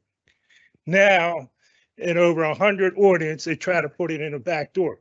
Who put it in, and what financial gain was that individual behind it? You know, I looked up the building permits, right, from 21 here and 22. There was over 4,000 building permits issued last year, and 78%. That's on us. We can only water our lawns 3 times a week. Average golf course are using over 30,000 gallons of water a day, and they're not regulated. You know, and basically here with the noise population, I can just go right outside this door and look at the pork in these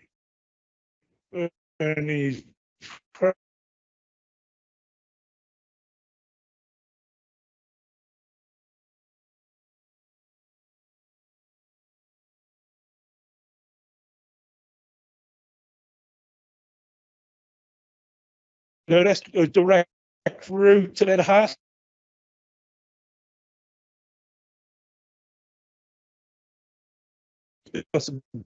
Bike lanes is hardly never used. Thank you. Next. And after Amy is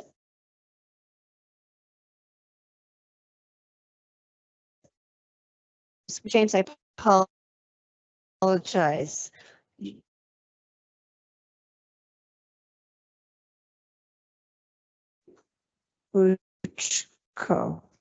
James. As far as Templeton Gap intersection with Constitution, if it were approved, and the Paseo intersection, if it were approved, is there going to be is it going to be a lighted intersection, or would it be, I should say, would it be lighted intersections on both of those? Because Templeton Gap gives us access to Penrose. It gives us access to Bond Shopping Center, which is a vital center for this entire area. And Paseo is your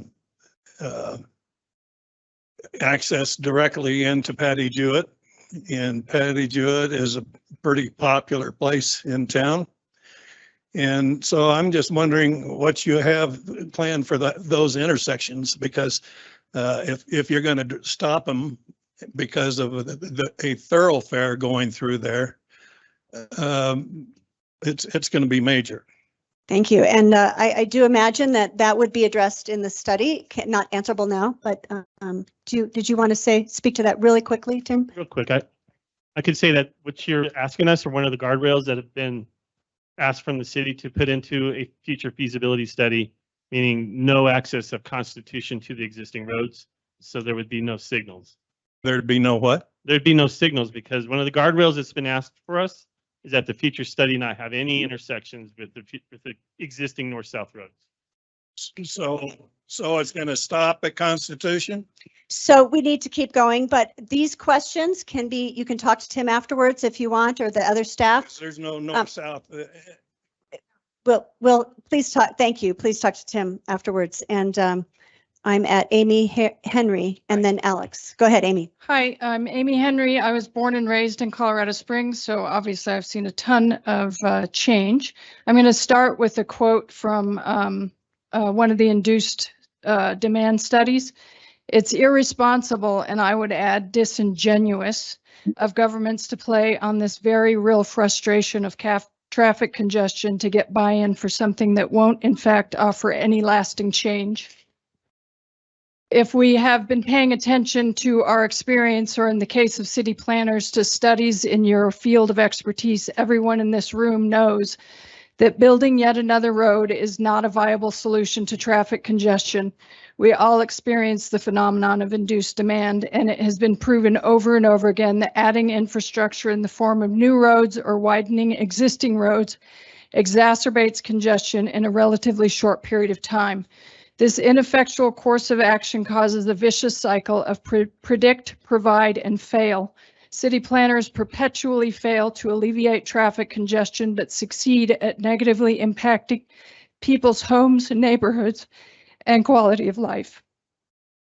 There is alternatives. In addition to increased public transportation, you could choose to use taxpayer dollars to study ideas that would truly reduce traffic congestion. For instance, re-engineering existing roads with large multi-lane roundabouts at busy intersections to keep traffic flowing, congestion pricing to discourage unnecessary travel during high traffic times, incentivizing businesses to allow employees staggered in and out times and/or a staggered work week, and to offer hybrid schedules if possible, develop and refine and offer incentives to workers who choose to use them or who choose alternative methods of travel. These are just a few among many ideas that could be explored easily. Please do not continue to waste millions of taxpayers' dollars studying an ineffective, worn-out idea. As you all know, planning a city is not only a science, but an art form. Please, as city planners and decision makers for our city, have the courage and curiosity to explore ideas to beautify our city instead of destroying the beauty that still exists by building yet another road through several historic neighborhoods that will ultimately do nothing to alleviate current traffic congestion. Thank you, Amy.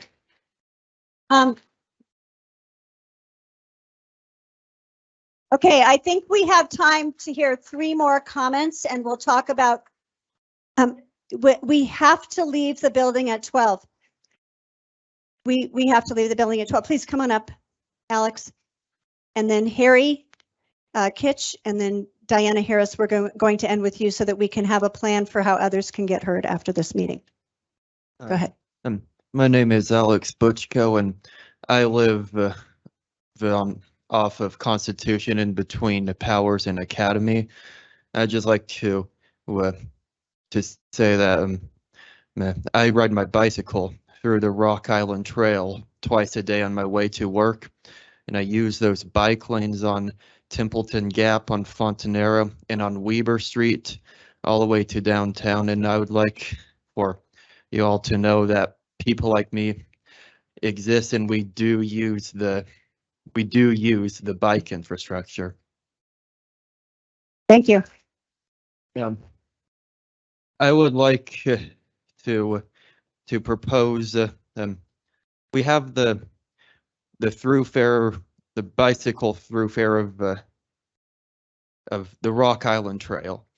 Now we need the local connections to the Rock Island Trail. In order to get to the Rock Island Trail from where I live, I need to ride along a dangerous high speed of Constitution for half a mile, worrying about getting hit by a car just to get to the safety We have the Rock Island Trail. We need more local connections to our bike infrastructure. Thank you. Thank you very much.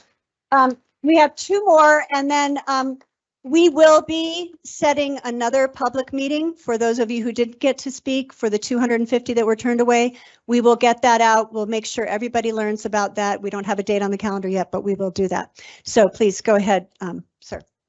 I'm Harry Keefe, and I live in Rustic Hills, and I was part of the East-West Mobility Study 20 years ago when this should have been laid to rest. The recommendation from that study was not to have this as an east-west thoroughfare. And the Chamber of Commerce at the city council meeting, the Chamber of Commerce recommended it, and the city council took their recommendation and put it in for the 2021 study. So what I'm saying to everybody is, do not trust the process. Do not trust the process.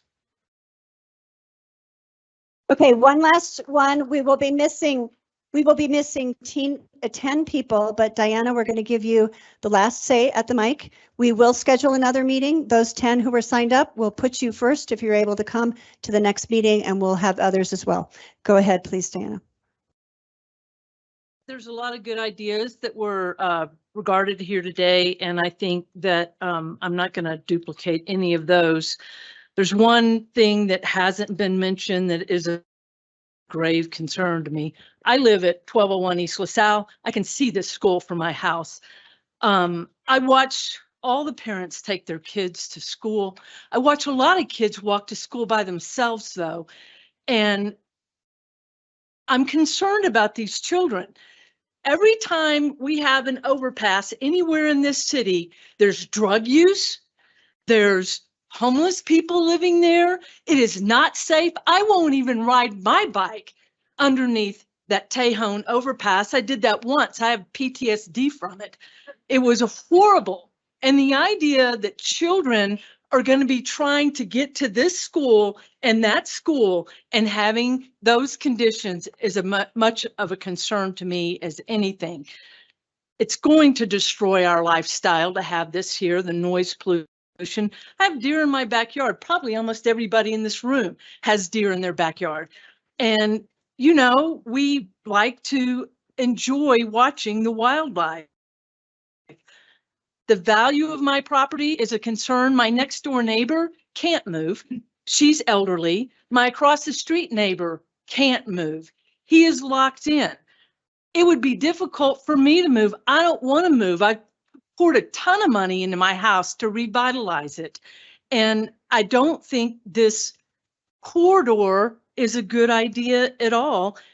What concerns me most is y'all took this off of something that was going to be voted on citywide because you were afraid that entire project wouldn't pass, and then you turn around and backdoor it like this. And I got a problem. Okay, thank you. Yeah, sir. Okay, we are going to have another meeting. I'm very, very sorry if you were missed. Before we do that, I want to make sure, Dave, where will you be standing? Where? I'm getting there. I'm getting there, please. I'm getting there. So Dave Donaldson will be out here if you want to speak with Councilmember Donaldson. You had asked me, and I promised you that we would take a show of hands. If you are in favor of a study, would you please raise your hand? Okay. And if you are against a study, would you please raise your hand? And of course, I understand with the whole project. And okay, we got it. So thank you very much for coming. Yes, sir. Yeah, if you're from the east side of town, can you raise your hand? Someone would like to know. Okay. Thank you.